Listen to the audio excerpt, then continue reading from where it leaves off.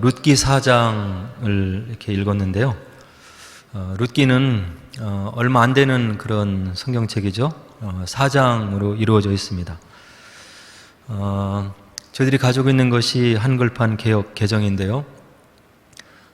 이 개역 개정은 물론 킹제임스 버전, 그 다음에 라틴어 성경, 그리고 그 이후로 올라가면 구약은 히브루 바이블에서 나온 거죠. 유대인들이 가지고 있는 그 히브리어 성경에 보면 룻기가 저희들이 가지고 있는 성경과 좀 다른 곳에 이렇게 위치하고 있어요. 잠언과 아가서 사이에 이렇게 룻기가 놓여 있는 것을 히브리어 성경을 통해서 이렇게 확인할 수가 있습니다. 아마도 잠언서 31장에 보면 현숙한 여인이 누구냐에 대해서 얘기를 하고 있죠. 여러 가지 예를 들어서 현숙한 여인, 지혜로운 여인, 하나님께 합당한 여인에 대해서 쭉 설명하는 잠언서 31장이 있는데, 아마도 그 잠언서 31장에 나오는 현숙한 여인에 대한 한 예로 룻기를 히브리어 성경은 이렇게 놓고 있는 것 같아요. 나름대로 의미가 있는 성경 배열이라고 이렇게 생각이 됩니다. 이 룻기서를 처음 보면 1장 1절로 5절에 보면 나오미의 가정에 대한 비극이 이제 기술되는 것을 볼 수가 있어요. 그 남편이 엘리멜렉이라고 하는 그런 사람인데 이제 예루살렘에 기근이 들어서 이 가정이 다 모압 지방으로 이렇게 옮겨가는 그런 장면을 우리가 1장에서 확인할 수 있죠. 하나님의 성전, 하나님의 말씀이 있는 예루살렘을 떠나서 어려움이 오니까 하나님을 모르는 모압 지역으로 옮겨가는 나오미 가정을 볼 수가 있어요. 믿음으로 어려움을 견디고 하나님의 뜻을 찾고 그곳에서 다시금 하나님의 축복이 임하기를 인내함으로 기다려야 되는데 잠깐 신앙과 믿음을 잃고 이제 양식을 찾아서 모압 지역으로 옮겨가는 나오미의 가정을 볼 수 있어요. 성전이 있는 곳을 떠나서 이방신이 있는 곳, 성소 밖으로 나간 이 나오미 가정에 환란이 닥치게 되죠.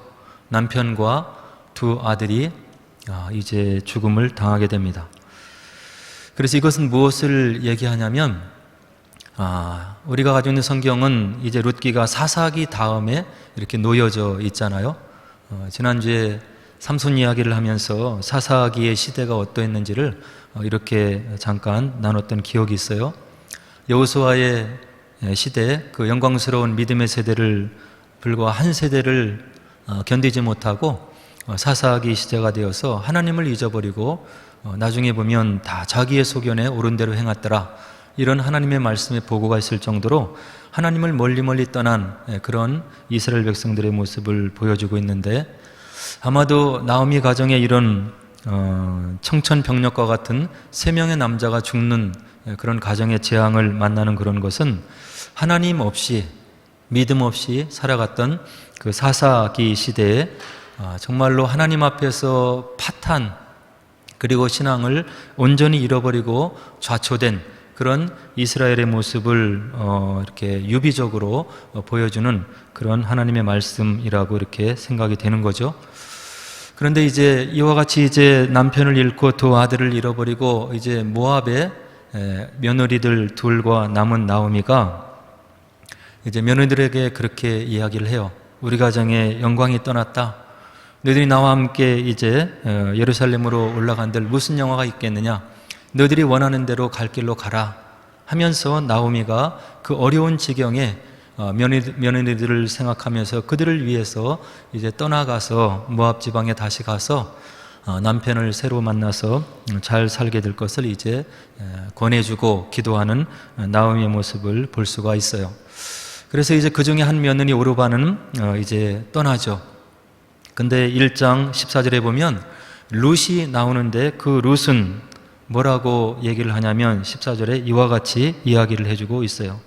그들이 소리를 높여 다시 울더니 오르바는 그의 시어머니에게 입맞추되 룻은 그를 붙쫓았더라. 이런 기록이 룻기 1장 14절에 나오고 있는 거죠.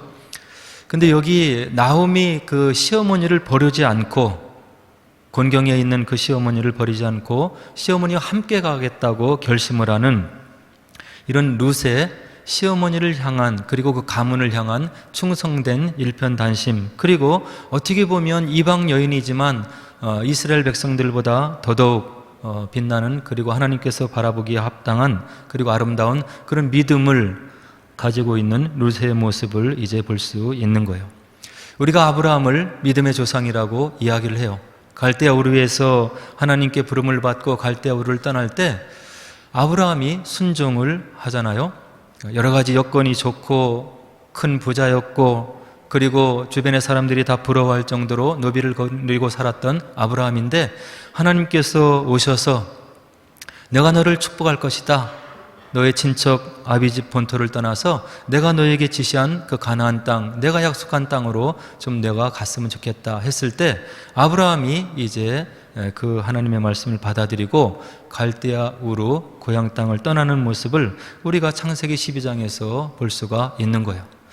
근데 어떻게 보면 믿음의 조상이라고 우리가 알고 있는 아브라함은 하나님의 약속이 있었어요. 내가 내 말에, 내 부름에 순종하면 내가 너를 축복할 것이고 내 자손이 하늘의 별과 같이 많게 할 것이고, 그리고 내가 너에게 약속한 땅을 줄 것이다. 후손과 땅에 대한 약속을 받고 떠나는 아브라함의 모습을 볼 수 있는 거예요. 근데 오늘 본문의 1장에 나오는, 룻기 1장에 나오는 룻은 그런저런 약속이 지금 없는 거예요. 어떻게 보면 룻이 그 환난을 당하는 와중에서도 나오미가 가지고 있었던 고상한 신앙의 인격을 보고, 그리고 며느리로 살면서 그 가정에서 받은 신앙의 도전을 보면서 이방 여인이었던 그가 믿음을 가지게 되고 나오미를 사랑하는 마음으로, 그리고 엘리멜렉 그 가정에 대한 충성심, 신의를 저버리지 않고 하는 그런 차원에서 지금 시어머니를 붙잡는 그런 룻의 모습을 1장 14절에서 우리들이 확인할 수 있는 거예요. 약속이 전혀 없는 상황이죠. 하나님께서 룻에게 나타나서 내가 시어머니를 모셔라, 그리고 내가 신의를 지키면 내가 너를 축복해 줄 것이고 내가 원하고 바라는 모든 것을 이루어 주겠다 하는 약속이 전혀 없는 상태에서 나오미를 통해서 전수받은 신앙을 가지고 신의를 지키기 위해서 충성되게, 그리고 신실한 마음으로 나오미를 붙잡는 룻의 단심 어린, 그리고 신앙 어린 모습을 우리가 14절에서 확인할 수 있는 거예요. 그리고 이제 우리가 이 룻기를 보면은 나중에 하나님의 섭리 가운데, 보이지 않는 하나님의 손길 가운데 이 룻이 예루살렘으로 돌아와서 보아스라고 하는 엘리멜렉의 친족의 이제 아내가 되는 그런 장면을 볼 수 있는데요. 구약의 이스라엘 모습을 보면 한 가정이 살다가 여러 가지 어려움으로 인해서, 가난으로 인해서 불행한 상태가 되면 가장 가까운 친족이 그 어려움을 당하는 친척을 구원해주는 그런 제도가 있었어요. 그것을 고엘 제도라고 이야기를 해요. 오늘 룻기 1장에서 4장에 펼쳐지는 그런 이야기는 바로 이런 고엘 제도를 토대로 해서 이야기가 전개되고 있는 것이고, 하나님께서 전면에 등장하지 않으시지만 하나님께서 하나님의 백성, 하나님의 사람을 통해서 룻의 가정과 나오미의 가정과 엘리멜렉의 가정을 다시금 신앙의 반열에 세우시는 회복의 역사를 주도해 나가시는 하나님의 역사를 우리가 룻기에서 확인할 수 있는 거예요. 근데 이 고엘은 어떤 일을 감당해야 되냐면, 가난하게 된 그런 친족이 노비가 되거나 부채에 시달리면 그것을 자기의 재산과 어떤 그 여러 가지 물질적인 손해를 감수하면서 그 친척을 구해내는 그런 책임을 감당해야 됐던 그런 위치에 있던 사람이 고엘의 역할이었던 거죠. 그래서 욕심이 들어가면 이 사명을 감당할 수가 없는 거예요. 룻기에 보면 다른 더 가까운 친척은 이런 고엘 사명을 감당하라고 보아스가 얘기했을 때 자기의 재산에 손실이 있을까 봐 그 사명을 감당하지 않고 보아스 그 다음 친척에게 바로 넘기는 그런 장면을 우리가 룻기서에서 확인할 수 있는 거죠. 근데 이 보아스는 역시 또 하나님의 마음을 가지고 있었던 그런 사람이었던 것 같아요. 내가 지금 룻을 맞이해서 내 아내로 삼고 엘리멜렉의 가족을 세운다고 한다면 내가 가지고 있는 재산에 손실이 온다 하더라도 이 여인의 믿음과 신실함과 나오미를 사랑하는 그런 마음을 보아서 내가 이를 아내로 맞아들이고 내가 고엘로서의 역할을 감당하겠다. 이렇게 보아스가 그 역할을 감당하는 모습을 룻기에서 확인할 수 있는 거예요. 하나님을 진심으로 믿는 사람, 하나님의 심장을 가진 사람, 그리고 하나님의 마음을 닮은 사람만이 이런 역할을 할 수가 있는 거예요. 이 땅에 살아가는 모든 사람들에게 물질이라고 하는 것은 너무나 귀중한 것이고, 또 물질은 권력이 될 수 있고 힘이 될 수 있고, 또 어떤 사람들이 얘기하듯이 우리가 기도하는 모든 기도 제목의 70%가 물질이 해결할 수 있다고 하는 그런 농담 어린 이야기를 할 정도로 물질이 권세가 있고 힘이 있고 인간적인 삶에 있어서 소중한 것이에요. 그러나 오늘 룻기에 나오는 보아스는 그렇게 소중하고 귀중하고 자기의 어떤 이 땅의 삶을 유지해 나가는데 그렇게 소중했던 물질에 손실이 온다 하더라도 내가 이 여인 나오미를 그렇게 사랑해서 이 예루살렘으로 다시금 올라온 이 여인을 내가 아내로 맞이하면서 내 친족 엘리멜렉의 가문을 일으켜 세우겠다고 하면서 고엘의 사명을 받아들이는 그런 그 보아스의 모습을 우리가 룻기에서 확인할 수 있는 거예요. 그래서 이 보아스는 하나님께서 명령해 주신 그런 율법의 정신에 따라서 고엘의 역할을 감당하면서 엘리멜렉의 가족을 다시금 세우고 나오미를 일으켜 세우고 룻을 세워나가는 그런 역할을 하는 그런 고엘의 모습으로 등장하고 있는데요. 이 보아스가 감당했던 이런 고엘의 역할은 귀하고 소중한 것이었지만 한시적인 그런 구원과 해방과 자유를 주는 그런 고엘의 역할이었던 거죠. 그런데 신약에 보면 우리 예수님께서 이와 같은 고엘의 역할을 그대로 감당하는 모습을 우리가 복음서에서 확인할 수 있는 거예요. 죄의 종이 되어서 영원히 죽을 수밖에 없는 우리들, 그리고 영생에 대한 소망을 잃어버릴 수밖에 없는 우리들을 하나님께서 친히 그 생명을 담당하시고 친히 대가를 십자가 위에서 치러 주시고 우리를 영원한 시간 동안에 해방시켜 주시고 자유를 주시고 우리를 자유케 하시고 새 생명을 주시고 구원해 주신 바로 신약의 고엘로 등장하는 우리 예수님과 그의 사역을 우리가 신구약을 연결해서 알 수가 있는 거예요. 그래서 예수님께서 이 땅에 오신 그런 의미가 그렇게 중요한 것이고, 보아스는 한시적으로 자기의 친족 엘리멜렉의 가정을 회복하는 그런 고엘의 역할을 감당했지만 예수님께서는 시공을 초월하는 그런 차원에서 우리에게 진정한 고엘이 되어주셔서 우리를 영원히 죄에서 해방시켜 주시고 영생을 주신 그분으로 우리에게 다가왔다고 하는 그런 놀라운 사실이 바로 신약과 구약을 연결해 보면 우리들이 깨달아 알 수 있는 귀한 진리라고 이제 생각이 되고 있는 것입니다. 그래서 이제 오늘 본문을 좀 들어가서 살펴보면 룻을 축복하시는 하나님을 볼 수가 있어요.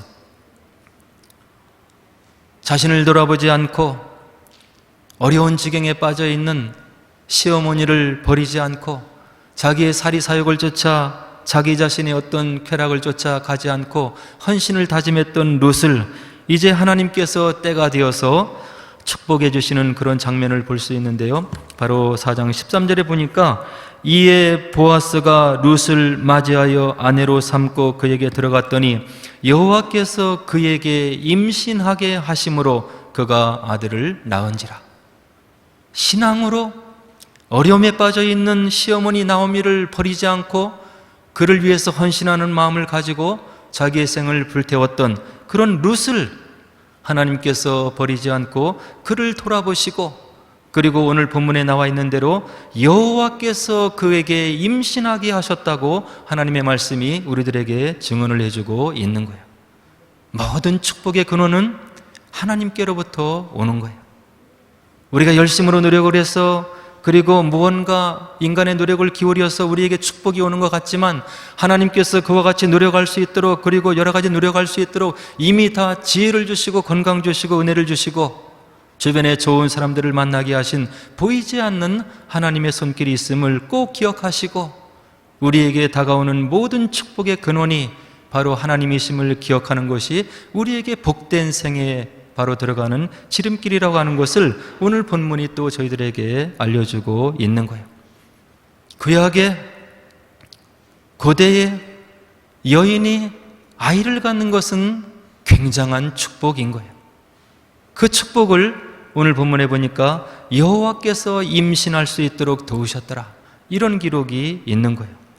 그래서 이제 이 룻이 임신했음을 보면서 예루살렘에 있는 모든 사람들이 나오미를 칭송하고 찬송하고 그를 축복하는 그런 말씀을 볼 수가 있는데요. 14절에 보니까 여호와께서 오늘 나오미에게 귀여운 물을 자를 주셨다. 예전에는 자손이 끊어지면 그것이 가문의 불행인 거예요. 가문을 이을 사람이 없으면 힘을 필 수가 없는 거예요. 자손이 없으면 멸시를 당하기 쉬운 그런 시대에 멸시를 받고 있던 그런 나오미 가정에 룻의 충성과 헌신으로 하나님의 은혜로 인해서 주변의 사람들이 그 나오미의 가정, 엘리멜렉 가정을 충성하는데 여호와께서 오늘 나오미에게 기업 물을 자를 주셨다. 주변의 사람이 나오미의 가정을 칭송하는 거예요. 내가 입을 벌려 나를 자랑하지 않아도 주변의 사람이 나의 삶을 보고 나를 칭송해 주는 거예요. 이것이 성경의 법칙인 거예요. 내 스스로 입을 벌려 자랑하지 말라. 주변의 사람이 너를 칭송하게 하라. 이것이 성경의 법칙인 거예요. 14절에 보니까 아이의 이름이 이스라엘 중에 유명하게 되기를 원한다. 주변의 사람이 이 가정 잘 되기를 입을 벌려서 축복해 주고 있는 거예요. 이 가정, 나오미의 가정이 잘 되는 것이 질투나 시샘이 아니라 그 가정이 정말로 잘 됐으면 좋겠다. 룻의 삶의 궤적을 보니까 축복받을 만한 그런 가정이다. 이스라엘 중에 유명하게 되기를 원한다. 주변의 사람들이 그 가정을 축복해 주고 있는 거예요. 15절에 보니까 그는 내 생명의 회복자이며 내 노년의 봉양자이다. 그리고 또 15절에 보니까 너를 사랑하며 7 아들보다 귀한 내 며느리가 낳은 자로다. 이것이 성도의 가정의 삶이 돼야 되는 거예요. 성도의 가정의 삶에 잘되고 형통한 것이 주변의 사람들에게 질투가 되고 그리고 여러 가지를 부정적으로 유발하는 그런 것이 아니라 저 가정이 잘 되는 것은 당연한 것이지, 저 가정이 어떤 모습으로 이 땅의 삶을 살아가고 있는 것을 내가 알고 있지, 축복받는 것이 당연한 것이지 하는 말을 저와 여러분들의 가정이 들어야 된다고 하는 것을 오늘 본문이 이야기를 해주고 있는 거예요. 그리고 17절에 보니까 룻이 보아스를 통해서 낳은 아이 이름이 나오는데 이웃 여인들이 오벳이라고 이름을 지어줬더라. 이렇게 17절이 우리들에게 이야기를 해주고 있고, 더욱 놀라운 것은 그 오벳이 누구냐면 그는 다윗의 아버지인 이새의 아버지였더라. 구약에서 가장 위대한 왕이 누구입니까? 다윗 왕이잖아요. 다윗 왕의 아버지의 이름이 이새인 거예요. 근데 그 이새의 아버지가 바로 나오미의 손자 룻이 낳은 아들, 바로 오벳이라고 하는 것을 오늘 룻기 4장 17절이 우리들에게 이야기를 해주고 있는 거예요. 이방 여인으로서 약속의 백성 가운데 들어있지 않는 그가 자기 마음을 희생하고 깨뜨려서 나오미 가정을 바로 공개하고 하나님 마음에 합당한 삶을 살았을 때 이렇게 이스라엘 백성, 그것도 메시아의 족보에 들어가는 그런 후손을 낳는 축복을 바로 받고 있다고 하는 것을 오늘 본문이 보여주고 있는 거예요.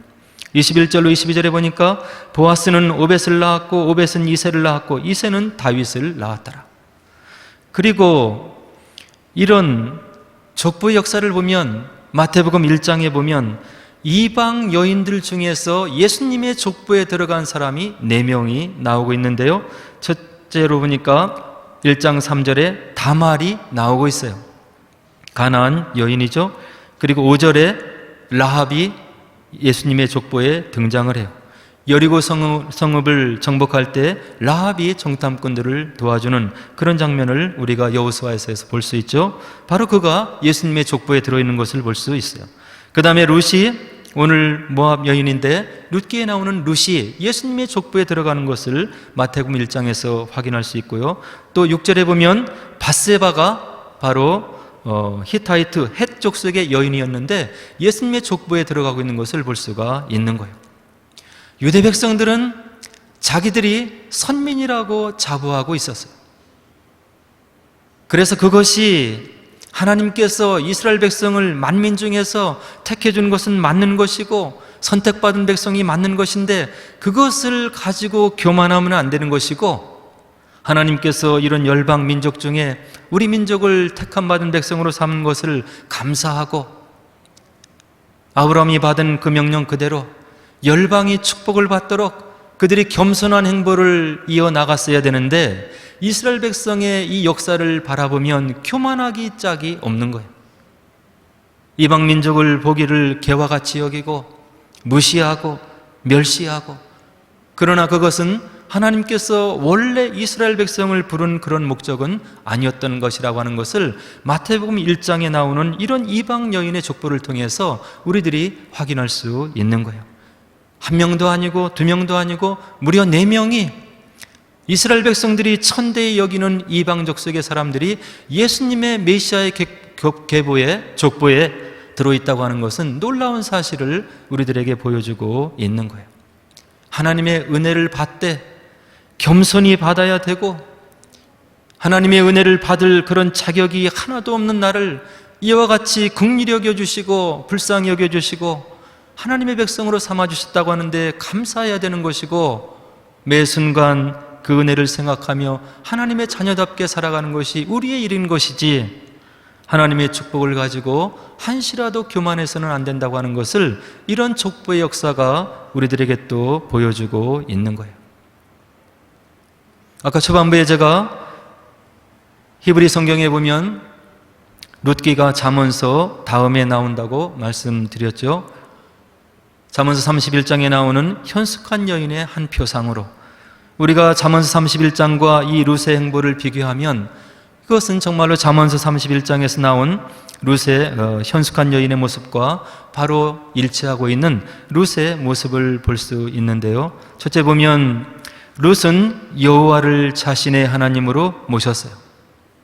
잠언서 31장 10절에 보면 고운 것도 거짓되고 아름다운 것도 헛되나 오직 여호와를 경외하는 여자는 칭찬을 받을 것이라. 또 룻은 남편에게 매우 성실했던 그런 모습을 2장에서 확인할 수 있어요. 31장 12절의 잠언서 보면 그런 자는 살아있는 동안에 그의 남편에게 선을 행하고 악을 행하지 아니하느니라. 가정의 평화를 이루는 그런 아내로서의 역할을 했다고 하는 이야기. 그리고 룻은 사심이 없고 헌신적인 생활로 사람들에게 칭찬을 들었음을 룻기 전반을 통해서 우리가 알 수가 있어요. 잠언서 31장 28절에 보면 그의 자식들은 일어나 감사하며 그의 남편은 칭찬하기를, 아내에게 칭찬하고 자녀들이 부모의 어머니에게 감사한다고 현숙한 여인상에 대해서 이야기를 해주고 있는 거예요. 그리고 룻은 가족을 부양하는 데 최선을 다했던 것을 2장에서 확인할 수 있는데요.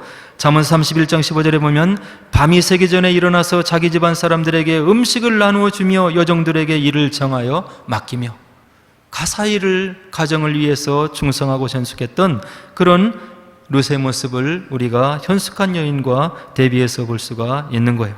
그리고 룻은 외모를 단정히 했음을 3장 3절에서 볼 수가 있는 거예요. 잠언서 31장 22절에 보면 그는 자기를 위하여 아름다운 이불을 지으며 세마포와 자색 옷을 입으며, 잠언서에 나오는 현숙한 여인의 면면이 오늘 저희들이 함께 나오는 룻의 삶 속에 고스란히 배어 있음을 우리가 룻기와 잠언서 31장을 비교해 보면 금방 알 수가 있는 거예요. 룻 하나로 인해서 현숙한 여인의 그 어떤 모델이 되는 룻의 삶으로 인해서 나오미의 가정과 엘리멜렉의 가정이 다시금 소생하는 그런 역사를 룻기를 통해서 우리가 알 수가 있는 거예요. 성경은 저와 여러분들을 그리스도의 신부라고 이야기를 해주고 있는 거예요. 저와 여러분들의 삶을 통해서 교회가 안정이 되고 그리고 주변의 사람들이 우리 교회를 바라보고 칭송을 해야 되는 것이고, 저와 여러분들의 삶을 통해서 하나님이 어떤 분이신지를, 그리고 예수 그리스도 제자가 어떤 삶을 살아야 되는지를 그들이 보고 칭찬하는 그런 삶을 살아야 됨을 오늘 룻기를 통해서 알 수가 있는 거예요.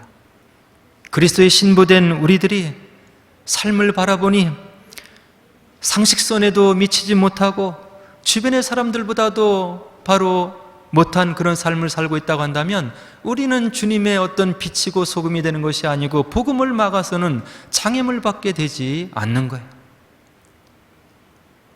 믿지 않는 사람보다 더 헌신해야 되고, 믿지 않는 사람보다 더 인내해야 되고, 그리고 더 희생해야 되고, 그리고 더 섬겨야 되는 것이 저와 여러분들의 예수 그리스도의 신부된 사람들로서의 삶의 모습이 되어야 함을 오늘 룻기가 우리들에게 이야기를 해주고 있는 거예요.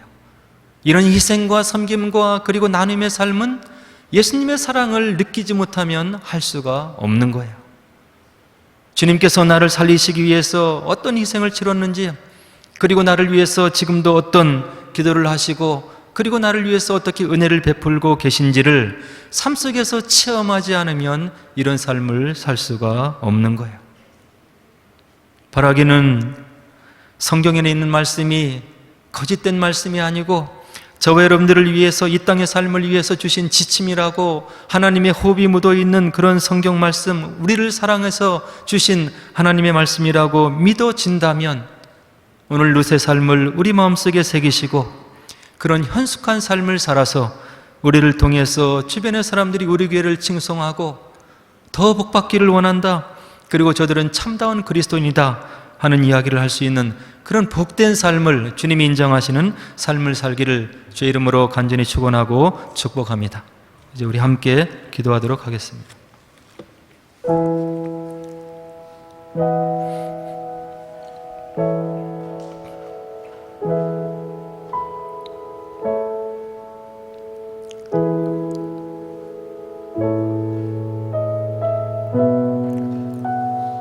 지난주에 만나뵈었던 선교사님들의 삶을 통해서 복음의 힘이 무엇인지를 많이 느끼고 돌아왔습니다. 아무도 없는 그곳에서, 낯설고 물서른 곳에서, 언어도 잘 소통하지 못하는 그곳에서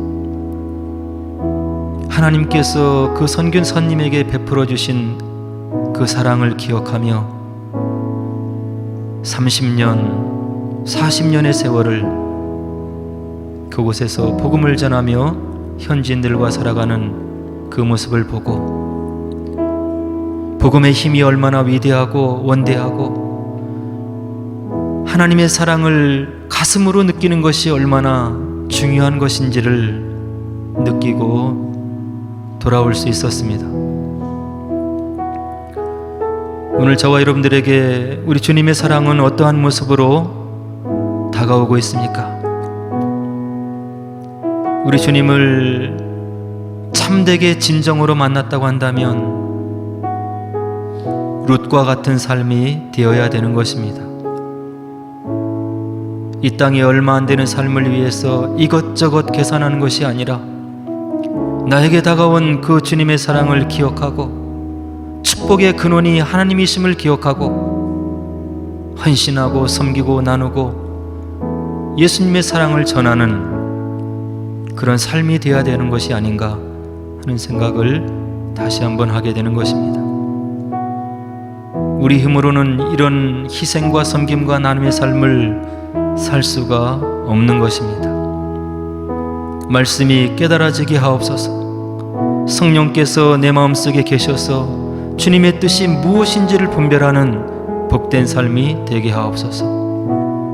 이 땅에 사는 얼마 안 되는 삶을 복음으로 채워지고 주님을 증언하는 귀하고 존귀한 영광스러운 삶을 살게 하옵소서.